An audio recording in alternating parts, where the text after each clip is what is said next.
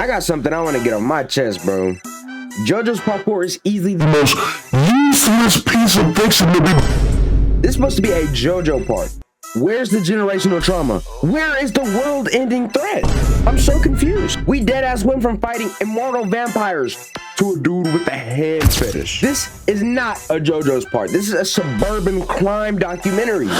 We deadass went from Dio versus Jotaro to a kid with a loving family and attends a good school. The author was genuinely fighting to keep the plot alive.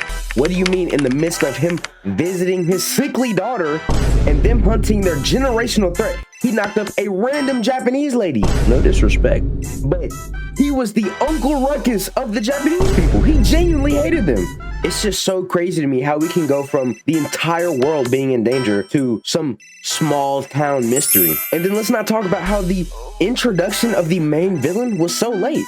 It got introduced in like the last part of the season. The entire show, the entire season feels like filler until it just suddenly isn't. Like, let's be real. We went from save the world to find a sandwich and a missing button. Like, what are we even trying to get at here? Why is it so random? What did Angelo contribute to the plot?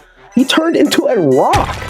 And then Tonio, the Italian chef episode, I want you to tell me what Tonio contributed to the entire plot. Nothing. Oh, I eased back pain. We don't care. And let's be real, Shigechi did not deserve an entire arc to himself. His stand, okay, it was a little useful, you know what I'm saying? The only thing he contributed to the plot was dying. And the real part that had me snoring was the Cinderella beauty salon episode. The entire thing felt like a fever dream. Now, don't get me wrong, Cinderella did contribute to the plot. If not for her, Hiro would not have been able to change his face. And low-key, that was peak. I was not expecting that.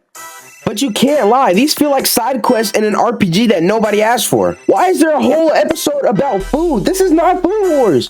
Josuke was really a horrible MC. He really said, let me fix your face, like he's running a free clinic. And don't get me started on how Shigechi is built like a drop meatball and somehow one of the strongest characters in the entire season. Okay. But on a real note, I do understand why Part 4 was necessary. Because in Part 4, Stan stopped becoming these punch ghosts to actual independent beings who can grasp concepts like rhymes and slang like Koichi stand echoes. In Part 3, the stands weren't really explained. They were just thrown into fights and were just straight up nonsense sometimes. And I'm happy they brought up evolutions, but I feel like they just took it too far, bro. Like, Koichi genuinely has more evolutions than a Pokemon starter. And I don't know if you guys remember this or not, but after Rohan was introduced and the mangaka genuinely burned his house down for no reason, the guy who came to do evaluations genuinely had the most random and the most deadly stand in the show.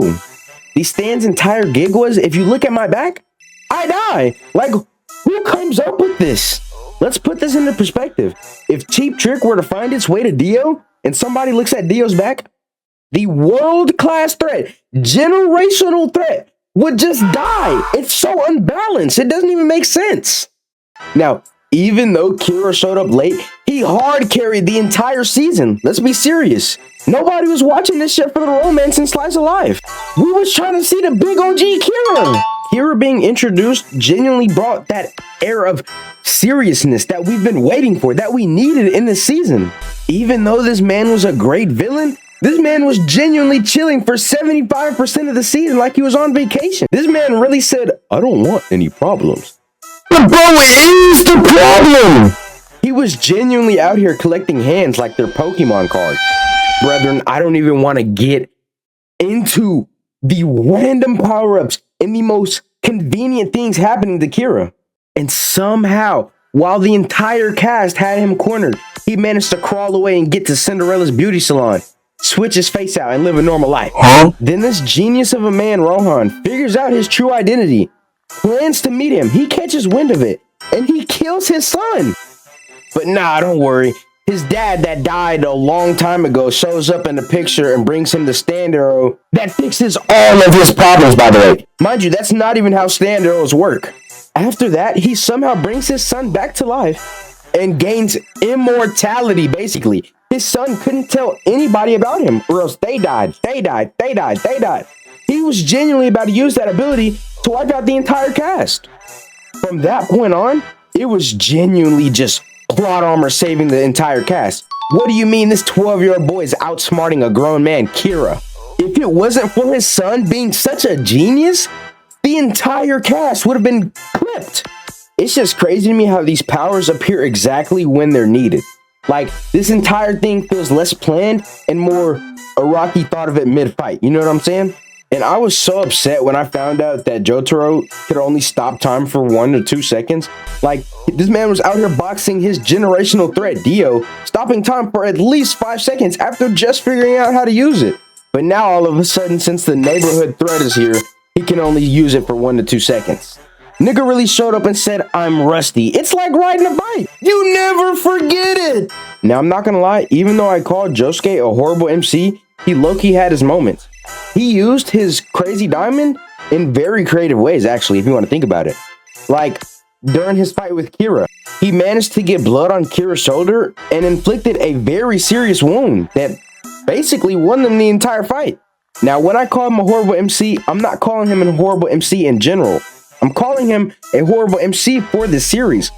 He would have been an amazing MC for any other show. He's kind-hearted, he's caring, and he's funny too. I genuinely laughed at some of his moments.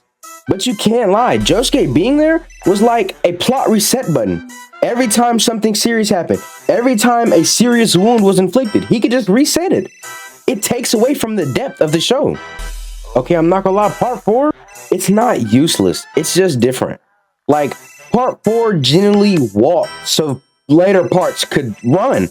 To simplify it, part 4 was like the weirdest middle child in anime history. I genuinely feel like you could skip part 4 and still understand everything in part 5. Now, I'm not gonna lie, part 4 wasn't as bad as I'm making it seem. Like, it was actually entertaining at times, but it just wasn't really necessary. Like, part 3 felt like Avengers Endgame, and part 4 felt like your neighbors calling the cops. And like I said earlier, part 4 walked, so later parts could sprint. I ain't gonna lie, it tripped a few times. Jolene. But that's a story for a different video. On a real note, if y'all did enjoy this video, you know what I'm saying, just like and subscribe. I'm trying something new, and there will be more just like this. Major shit.